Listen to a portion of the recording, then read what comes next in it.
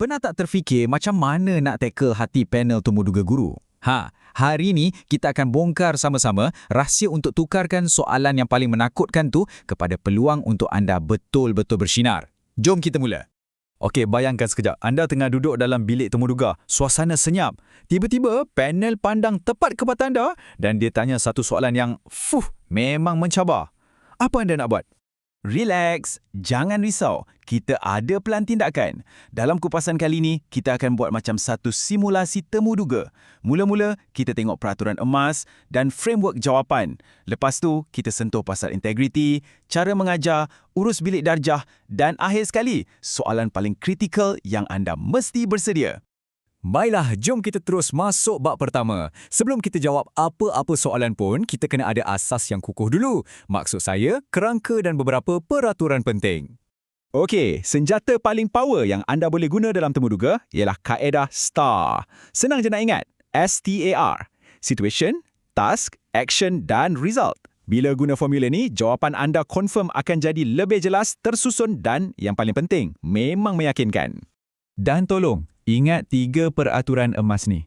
Pertama, jangan sesekali salahkan pelajar. Tunjukkan anda cari jalan penyelesaian, bukan cari siapa yang salah. Kedua, sentiasa fokus pada tindakan anda, apa yang anda buat. Dan ketiga, tunjukkan empati. Buktikan yang anda seorang pendidik, bukan sekadar penyampai maklumat. Okey, jom kita tengok set soalan pertama. Kita akan lihat macam mana nak gunakan kerangka STAR ni dalam situasi sebenar. Soalan pertama, dengan nada seorang panel yang tegas apa yang anda akan buat jika anda tersilap mengajar satu konsep? Soalan ni bukan nak uji pengetahuan semata-mata, tapi dia nak tengok integriti anda. Nah, ini contoh jawapan guna kaedah STAR. Situasi, saya tersilap ajar. Tindakan, saya terus terang mengaku dan betulkan balik. Hasilnya, pelajar makin percaya pada saya. Nampak tak? Simple, jujur dan sangat berkesan. Lepas tu, panel mungkin akan push sikit, kenapa perlu mengaku?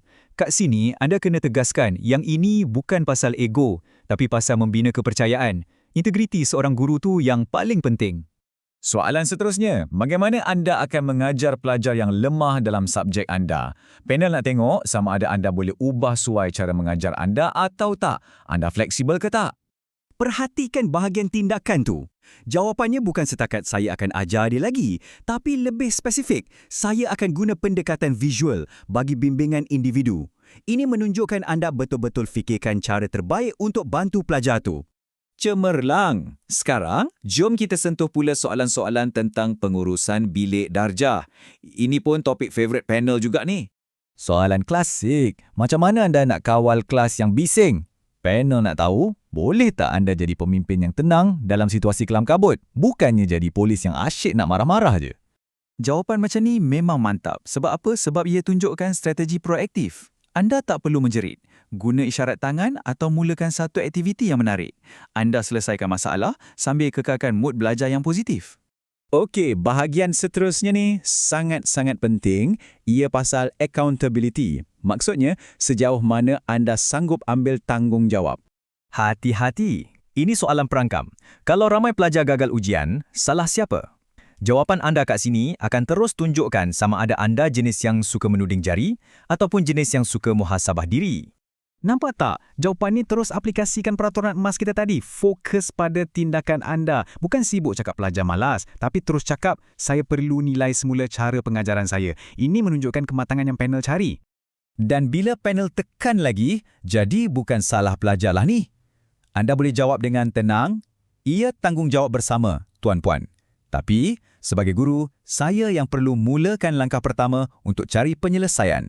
Kita dah sampai ke penghujung, bahagian terakhir dan paling penting dalam mana-mana temuduga. Inilah masanya untuk anda close the deal. Dan inilah dia, soalan penentu segalanya.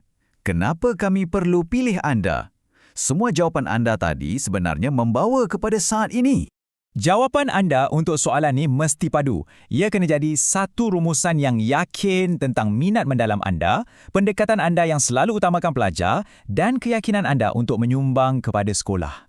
Pesanan saya, berlatihlah. Cuba jawab setiap soalan di dalam 30 ke 40 saat je. Rakam suara sendiri, dengar balik, ulang sampai ia rasa natural, bukan macam skrip yang dihafal.